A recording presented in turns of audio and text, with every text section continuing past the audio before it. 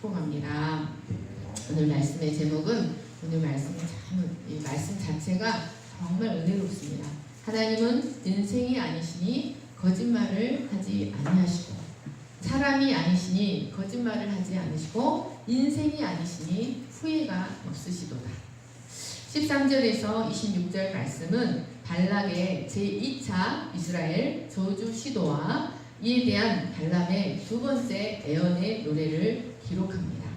하나님은 이를 통하여 다시 한번 역사의 절대 주관자가 누구신지, 그리고 세상의 어떤 것도 하나님의 계획에 간섭하거나 영향력을 결코 끼칠 수 없다는 사실을 나타내 주셨습니다. 13, 14절 말씀을 보십시오. 발락의 첫 번째 신탁은 바알을 숭배하는 초소인 바못 바알에서 이루어졌습니다. 그곳은 아주 높은 곳에 위치하여 있었기 때문에 이스라엘 진영의 모든 것을 다 내려다볼 수가 있었습니다. 발락은 그곳에서 발람이 이스라엘을 축복한 것이 이스라엘의 엄청난 숫자와 압도적인 모습을 보고 겁에 질렸기 때문이라고 생각하였습니다. 그래서 이번에는 산봉우리들에 의해 가리워져서 이스라엘 진영의 끝자락만 겨우 볼 수 있는 소빔들의 비스가 꼭대기로 발람을 데리고 갔습니다. 여기 끝부분이라는 말은 아무것도 아닌 것, 말단, 볼품없는 것이라는 뜻이 있습니다. 발람은 그곳에서 이스라엘의 끝자락, 볼품없는 말단 부분만 보면 안심하고 저주할 수 있을 것이라고 생각하였던 것이었습니다. 그러나 발람이 이스라엘을 저주할 수 없었던 것은 그들의 외적인 위용이 대단했기 때문이 아니었습니다. 발락이 장소를 잘못 선택했기 때문도 아니었습니다. 사람은 외모를 보지만 하나님은 외모를 보지 않으신다는 사실을 발락은 알지 못했습니다. 발람이 이스라엘을 저주하는 것이 원천적으로 불가능했던 것은 하나님이 이스라엘과 함께 계셨기 때문이었습니다. 그러나 어리석은 발락은 외적인 조건만을 생각하고 그것들을 바꾸고자 하였습니다. 14절, 15절 말씀을 자세히 보십시오. 발락은 발람에게 또다시 나를 위하여 그들을 저주하라 라고 요구하며 7제단과 7제물을 준비합니다. 그리고 발람도 다시 발락에게 자기가 여호와를 뵐 동안에 번제물 곁에 서 있으라고 말합니다. 이들은 첫 번 신탁을 통해 이스라엘 하나님 여호와는 다른 이방신들처럼 사수를 통해 불러낼 수 있는 신이 아니라는 것을 알았습니다. 그리고 하나님은 그 계획을 함부로 바꾸시는 분이 아니라는 사실도 알았습니다. 그런데 또다시 이들은 이방 제사의 방법과 사수를 통해 여호와의 마음과 계획을 바꾸고자 시도합니다. 이들은 자신들의 길이 옳지 않음을 알게 되었으면서도 그 악한 계획을 멈추지 않는 것을 볼 수 있습니다. 아마도 발락은 이스라엘의 수가 심히 많은 것을 두려워하였기 때문에 발람에게 그들의 수가 갑작스럽게 줄어들 수 있는 어떤 저주, 돌림병이나 천재지변이나 전쟁 같은 강력한 저주를 주문하였을 것입니다. 이런 발락은 자신의 욕망을 위해서라면 다른 사람의 고통이나 실패를 전혀 서슴지 않는 죄인의 전형을 보여줍니다. 심지어 하나님조차도 자신의 목적을 위한 도구로 사용하는 이기적인 죄인의 전형적인 모습을 보여주고 있습니다. 그리고 발람은 탐욕을 위해 불의한 불의한 행습을 버리지 못하고 계속해서 반복하다가 끝끝내 멸망의 길로 치닫는 인간의 모습을 대변하고 있습니다. 하나님은 자신의 잘못을 회개하고 돌이켜 다시는 동일한 길을 가지 않는 사람들에게 회복과 축복의 기회를 제공한다는 사실을 우리는 기억해야 합니다. 죄라는 것을 깨닫고도 그것을 돌이키거나 고치려 하지 않고 그 행습을 반복하는 자는 하나님의 심판을 피할 수 없게 된다는 사실을 기억해야 합니다. 16절, 17절 말씀을 같이 읽겠습니다. 시작. 여호와께서 발람에게 임하사 그의 입에 말씀을 주시며 이르시되 발락에게로 돌아가서 이렇게 말할지니라. 발람이 가서 본즉 발락이 번제물 곁에 섰고 모압 고관들이 함께 있더라. 발락이 발람에게 이르되 여호와께서 무슨 말씀을 하시더냐. 하나님은 발람에게 다시 임하셨습니다. 여러분, 그것은 그의 사술이 통했기 때문이 아니었습니다. 그것은 이스라엘을 통해 가나안에 하나님의 나라를 세우고자 하시는 당신의 절대 주권을 이방인들에게 선포하시기 위하여 섭리적으로 역사하신 것이었습니다. 하나님은 당신을 멸시하는 이방인들의 악행마저도 하나님의 섭리로 사용하고 계십니다. 그런데 이 16절, 17절 말씀을 보시면 4, 5, 6절 사실상 첫 신탁 때의 4, 5, 6절의 문구와 거의 동일한 문구라는 것을 볼 수 있습니다. 그런데 여러분 4, 5, 6절 말씀과 16절, 17절이 다른 점이 한 가지 있습니다. 4, 5, 6절 말씀과 16절, 17절 사이에 어떤 점이 달라졌을까요? 내가 7단을 베풀고 매 단에 수송아지 하나와 순양 하나를 드렸나이다 라는 문구가 생략되었다는 것을 볼 수 있습니다. 이것은 발람이 하나님은 재물의 많음이나 인간의 수고 때문에 응답하시는 분이 아니라는 사실을 인식했다는 것을 의미합니다. 발람은 하나님의 인재를 거듭 경험함을 통해 하나님에 대한 신지식이 아주 조금 향상되었다는 것입니다. 그러니까 거듭나지 않은 이방 출사라 할지라도 하나님을 체험하고 하나님을 경험하면서 하나님에 대한 신지식이 조금 달라졌다는 말씀입니다. 사랑하는 여러분, 하나님은 우리 인생들이 하나님 자신에 대해서 정확하게 제대로 알기를 원하십니다. 여러분, 이 세상 모든 사람들이 하나님에 대한 올바른 신지식을 갖기를 원하십니다. 특별히 성령의 능력으로 거듭난 하나님의 백성, 자기 백성이 이 세상에서 가장 고상한 지식인 하나님을 아는 지식에서 더 넓고 더 깊고 더 높게 알아가기를 원하십니다. 골로새서 3장 10절 쭉 읽겠습니다. 시작. 새 사람을 입었으니 이는 자기를 창조하신 이의 형상을 따라 지식에까지 새롭게 하심을 입은지어라. 능히 모든 성도와 함께 지식에 넘치는 그리스도의 사랑을 알고 그 너비와 길이와 높이와 깊이가 어떠함을 깨달아 하나님의 모든 충만하신 것으로 너희에게 충만하게 하시기를 원하노라. 여러분, 우리의 믿음과 우리의 인격과 우리의 삶의 모습은 내가 하나님을 얼마나 경험하고 그 하나님을 얼마나 인격적으로 아느냐에 따라 달라집니다. 호세아 선지자를 통해 하나님은 이 백성이 멸망하는 이유가 하나님을 아는 지식이 없어서 멸망한다라고 말했습니다. 여러분, 우리는 하나님을 알기를 갈망해야 합니다. 그리고 하나님을 아는 그 지식에 인격적으로 깊어지고 넓어져야 합니다. 17절 말씀을 보십시오. 발람이 돌아오자 발람에게 달려가서 여호와께서 무슨 말씀을 하시더냐라고 물었습니다.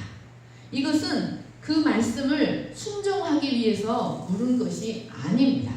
이 말씀은 이번에는 저주의 말씀을 좀 하시더냐라는 의미였습니다. 그는 여전히 여호와를 제물로 움직일 수 있는 하급신 정도로만 알고 자신이 의도하는 것 외에는 아무 관심도 보이지 않는 폐역한 인간의 전형적인 모습을 보여주고 있습니다. 여러분, 우리는 발람에게서 그리고 발락에게서 폐역한 인간의 전형적인 모습을 발견할 수 있다는 사실을 기억해야 합니다. 여러분, 발람처럼 많은 사람들이 하나님께 순종하기 위해 그분의 말을 들으려 하지 않습니다. 대부분의 사람들은 언제나 자신의 요구와 자신의 소망만을 아뢰고 오직 자신의 문제 해결이나 원하는 이익을 얻는 데만 관심을 쏟습니다. 그러나 하나님은 우리가 구하지 않아도 우리의 필요를 다 알고 계시는 하나님이십니다. 하나님은 우리의 필요보다도 하나님의 뜻이 무엇인지 구하는 자를 기뻐하십니다. 그래서 내게 무엇을 원하시는지, 하나님의 뜻은 무엇인지 그것을 듣기 위한 기도를 하는 자를 기뻐하신다는 사실을 기억하시기를 축원합니다. 18, 19, 20절 말씀을 같이 읽겠습니다. 시작. 발람이 애원하여 이르기를 발락이여 일어나 들을지어다. 십볼의 아들이여 내게 자세히 들으라. 하나님은 사람이 아니시니 거짓말을 하지 않으시고 인생이 아니시니 후회가 없으시도다. 어찌 그 말씀하신 바를 행하지 않으시며 하신 말씀을 실행하지 않으시랴. 내가 축복할 것을 받았으니 그가 주신 복을 내가 돌이키지 않으리라. 여러분, 발람에게 달려와서 무슨 말씀을 하시더냐라고 그 신탁의 내용에 대해 몹시 궁금해하는 발락에게 하나님은 발락이여 일어나 들으라. 십볼의 아들이여 내게 자세히 들으라 라고 말씀하십니다. 이 말은 내 안에 있는 사악한 마음을 버리고 경건한 마음으로 일어나서 한마디도 놓치지 말고 자세히 듣고 깨달으라 라는 말씀이었습니다. 여러분, 그러면 하나님께서 발락에게 귀를 기울여 내게 자세히 들으라고 하신 첫 번째 말씀이 무엇입니까? 그것은 하나님은 사람이 아니시니 거짓말을 하지 않으시고 인생이 아니시니 후회가 없으시도다라는 말씀이었습니다. 하나님은 발락에게 자신이 얼마나 신실하신지를 인생들과 비교하여 설명하셨습니다. 여러분, 하나님과 인생의 가장 큰 차이점은 바로 거짓말을 하지 않으신다는 것입니다. 하나님과 인생의 가장 큰 차이점은 거짓말을 하지 않으신다는 것과 그 뜻을 돌이켜 변개하거나 변덕을 부리지 않으신다는 것이었습니다. 사람은 자신의 선택에 대해 만족하는 때보다 후회하는 때가 더 많습니다.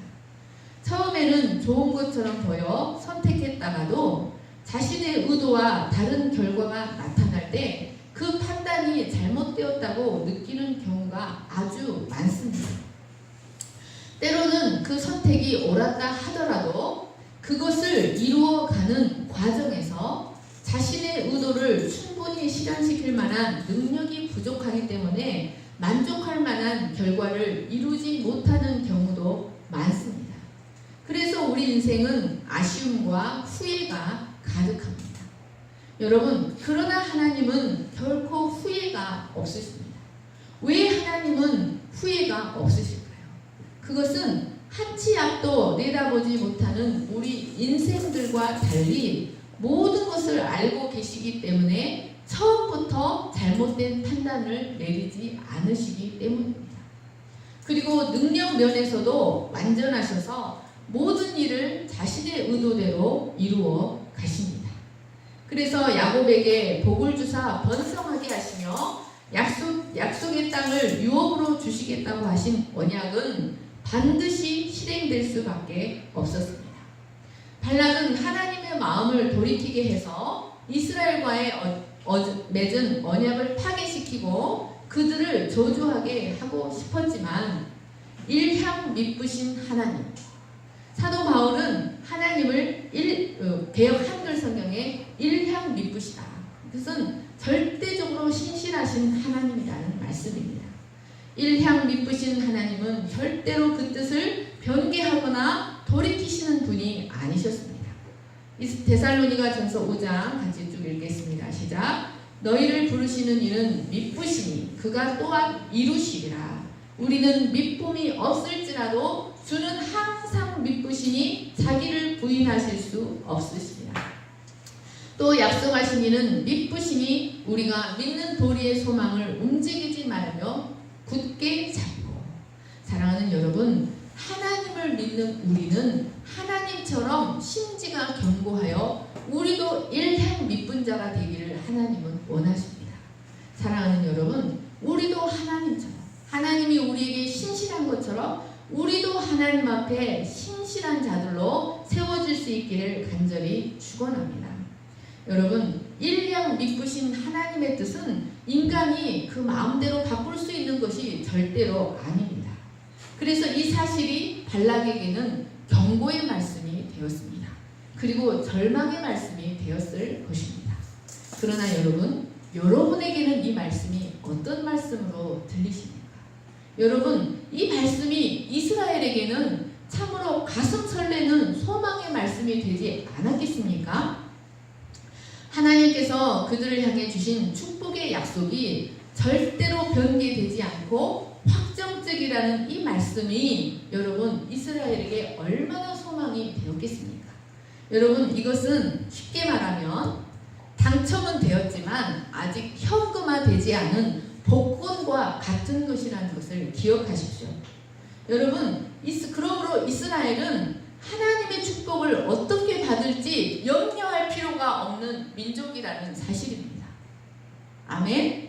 여러분, 그들은 오직 신의 산에서 하나님 앞에 지키겠다고 서약한 그 율법을 늘 묵상하면서 자신들의 모든 삶의 영역에서 율법에 계시하신 생명의 원리대로, 하나님 나라의 원리대로 살아가기만 한다면 하나님의 축복은 때를 따라 자연스럽게 그들의 삶에 임합니다. 아멘. 여러분, 이 사실은 하나님의 그들을 향해 그들은 축복을 약속받은 사람들이라는 사실입니다. 여러분, 이 말씀은 구약의 이스라엘이 아니라 오늘날 새 이스라엘 된 우리를 위한 말씀이라는 것을 기억하시기를 축복합니다. 그런데 사람들은 이 사실을 알지 못하고 자신이 원하는 축복을 얻기 위해서 하나님을 등 뒤로 버리고 세상으로 나가서 엉뚱한 곳만 바라봅니다. 그러나 이는 참으로 어리석은 일이 아닐 수 없습니다. 사랑하는 여러분, 우리는 축복이 약속된 민족이라는, 축복이 약속된 자들이라는 사실을 기억하시기를 축원합니다. 우리가 진정으로 후회 없는 삶을 살기를 원한다면, 아쉬움이 없는 삶을 살기를 원한다면 우리는 언제나 우리의 눈을 하나님께 고정시키고 말씀으로 돌아와야 합니다. 그리고 그 말씀대로 살아가야 합니다. 그럴 때 하나님은 우리를 당신의 선하신 뜻대로 인도해 가시고 우리로 하여금 아쉬움도 후회도 없는 인생을 살아가게 하신다는 것을 기억하시기를 축원합니다. 재현아, 물 좀 갖다 주세요. 21절 말씀을 같이 읽겠습니다. 시작. 야곱의 허물을 보지 아니하시며 이스라엘의 반역을 보지 아니하시는도다. 그들과 함께 계시니 왕을 부르는 소리가 그 중에 있도다. 여러분, 두 번째로 발락이 귀를 기울여 들어야 할 하나님의 말씀이 무엇입니까? 그것은 하나님은 야곱의 허물을 보지 아니하시고 이스라엘의 패역을 보지 아니하신다는 것이었습니다. 여러분, 이 말씀이 무슨 뜻일까요? 이는 무수히 반복되는 이스라엘의 죄악에도 불구하고 그들을 선택하신 당신의 계획을 변경하지 않으신다는 것입니다. 무수히 반복되는 그들의 죄악과 허물에도 불구하고 하나님은 당신의 선택을 변경하지 않으십니다. 그것은 그들 가운데 사역하시는 바로 성자 하나님의 죄사함의 사역 때문이었습니다. 이로 인해 이스라엘 안에는 왕을 부르는 소리가 그 중에 있게 됩니다. 여기 21절 하반절에 여호와 그들의 하나님이라는 말씀은 여호와, 즉 그 백성의 허물에도 불구하고 그 언약을 그들을 통해서 기필코 성취하시고야만은 그 하나님이 바로 이스라엘의 하나님이라는 말씀입니다. 네. 감사합니다.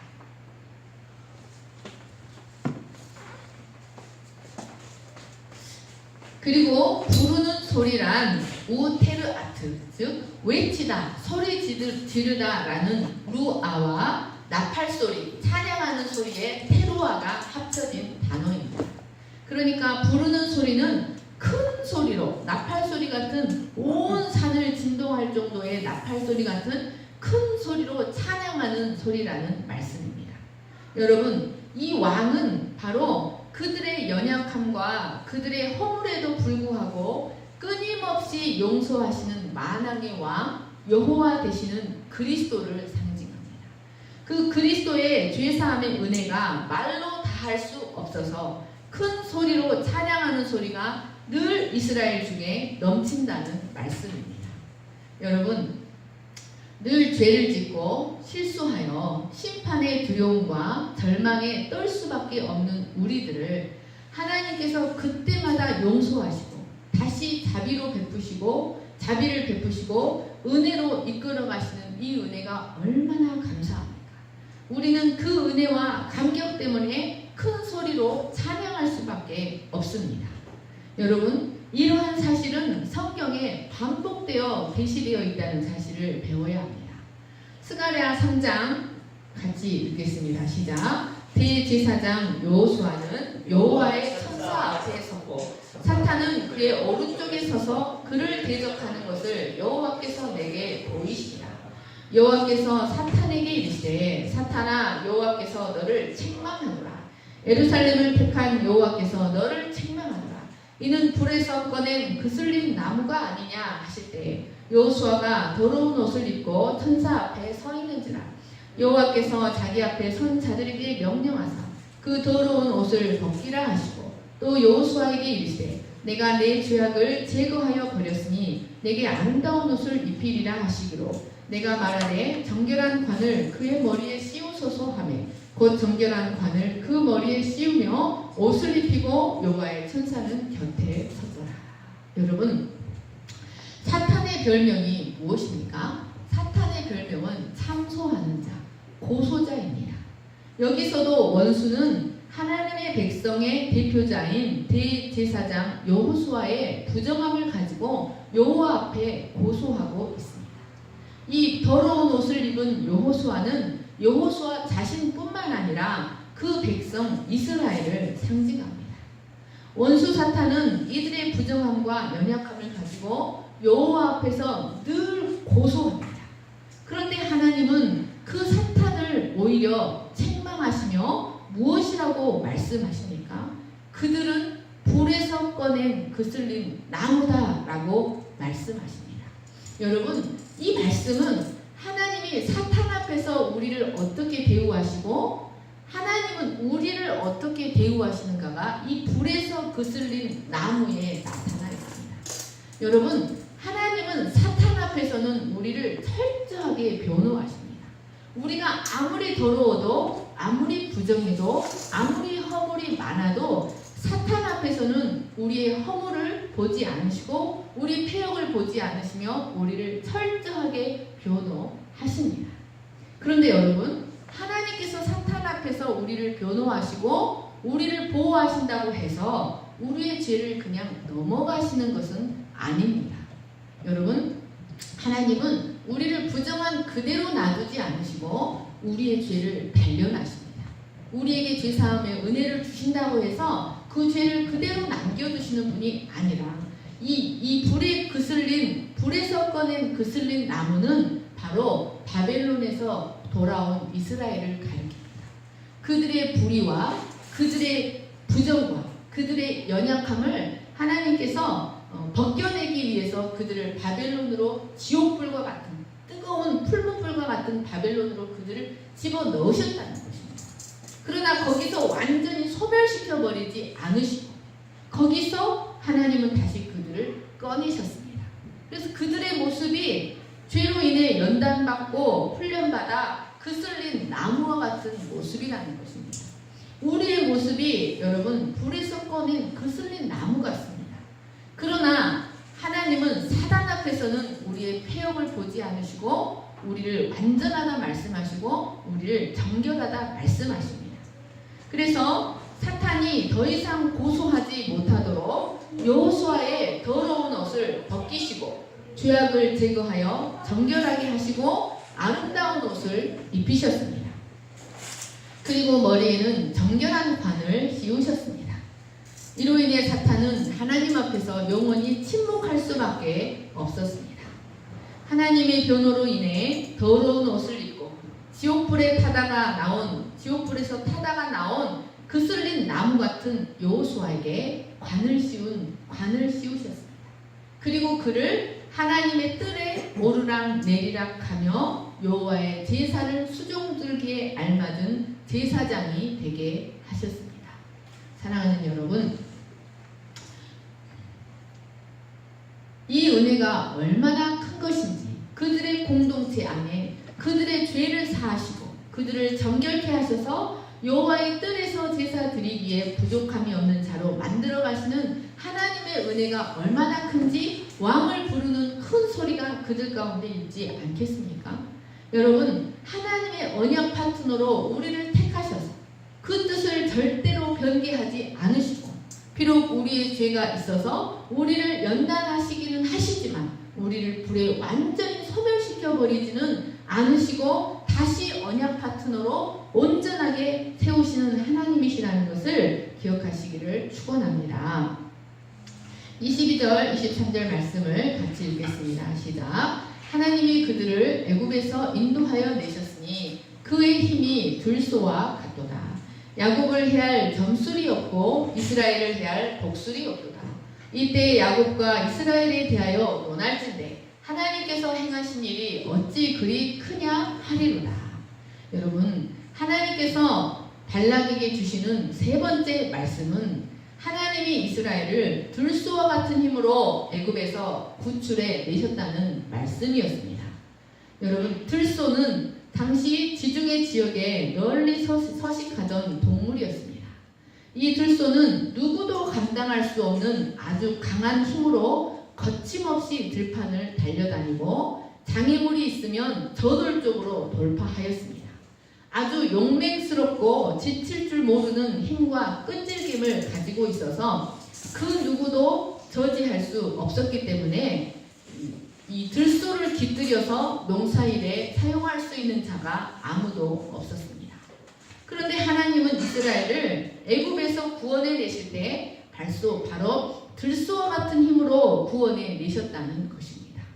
여러분, 이 말씀은 하나님은 그들을 애굽에서 구출해 내실 뿐만 아니라 이 말씀은 구출해 내신 것으로 끝나는 것이 아니라 지금도 여전히 들소와 같은 힘으로 그들을 보호하고 있다는 말씀입니다. 그래서 중간에 장애물이 생기면 하나님은 그 장애물까지 돌파해 버리시고 중간에 지치거나 포기하지 않으시고 끝까지 그들을 이끌어 가신다는 말씀이었습니다.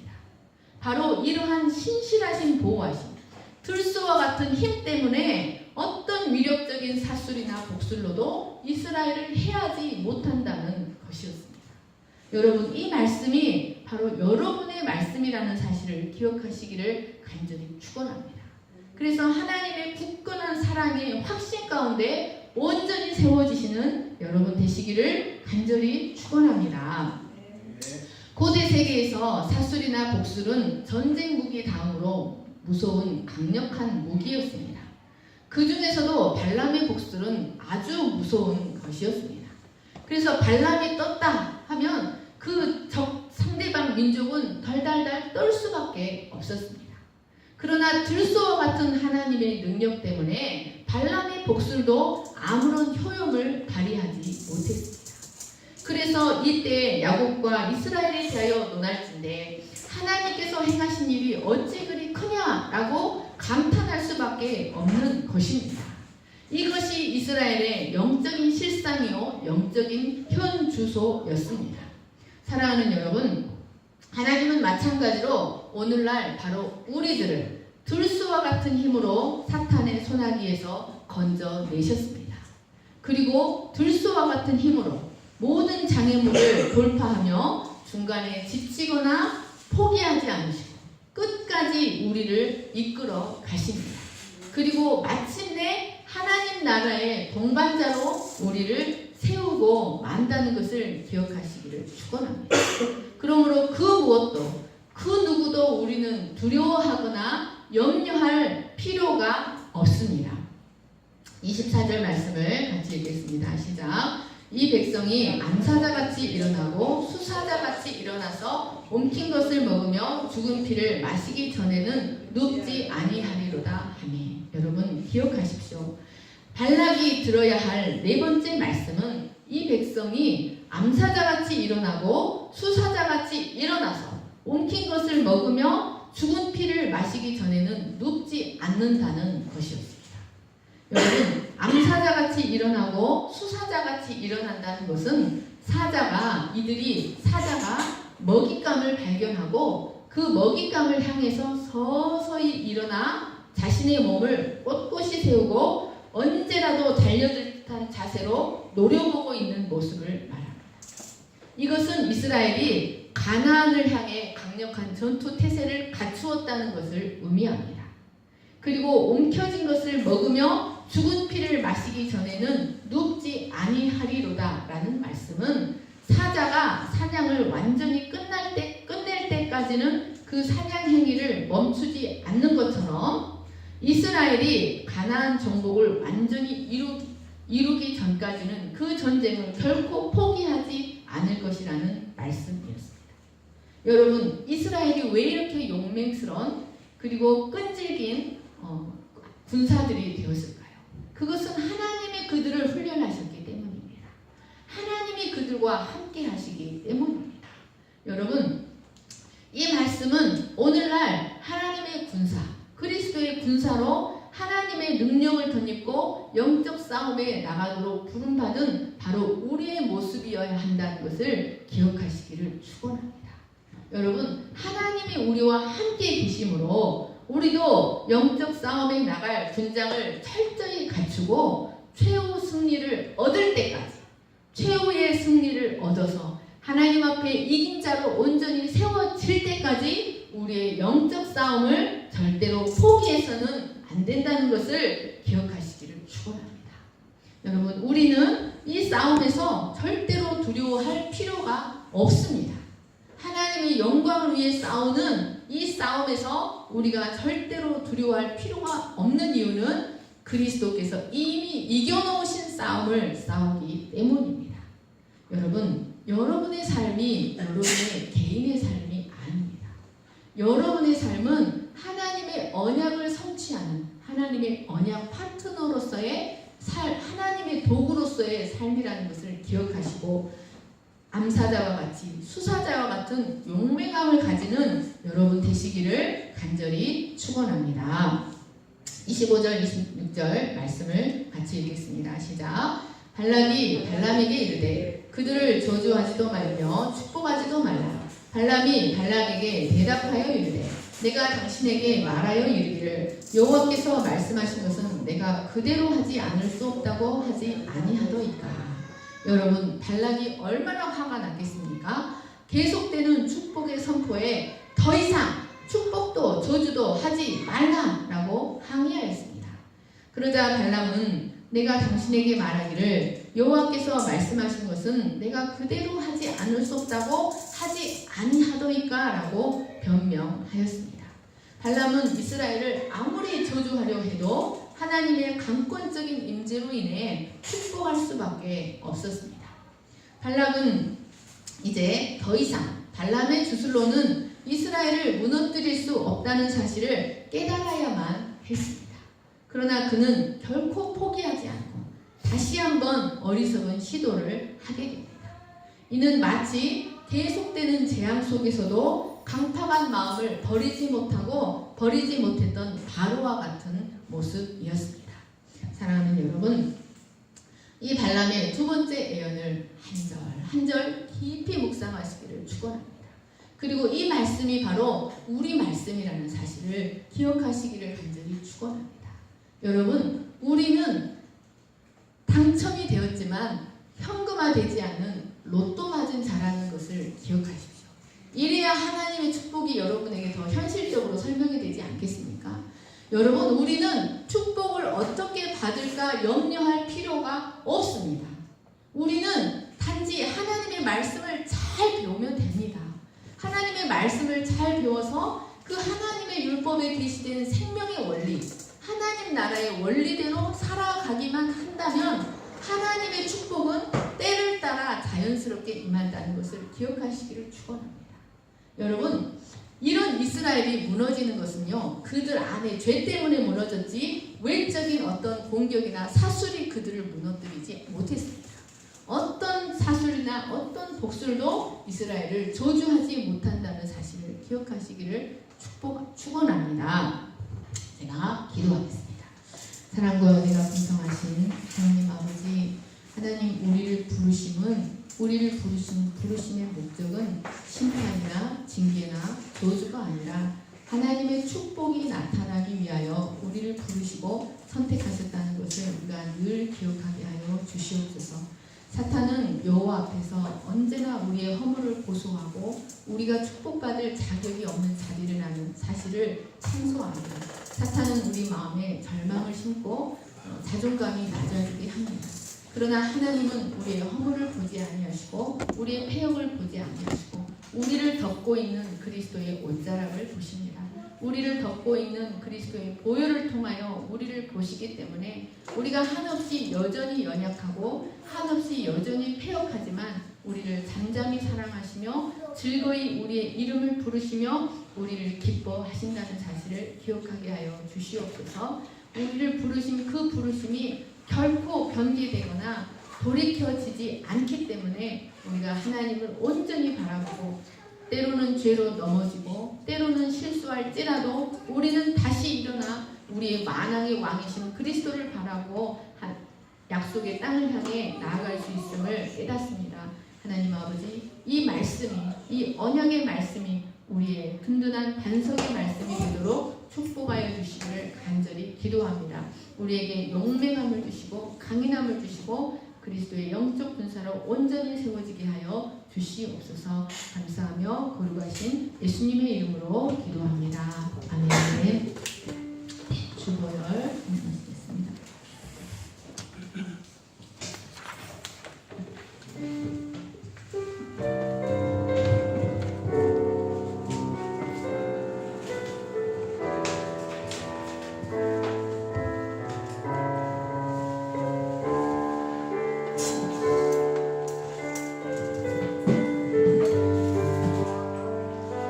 주보혈 날 정결하고 모두 일어나서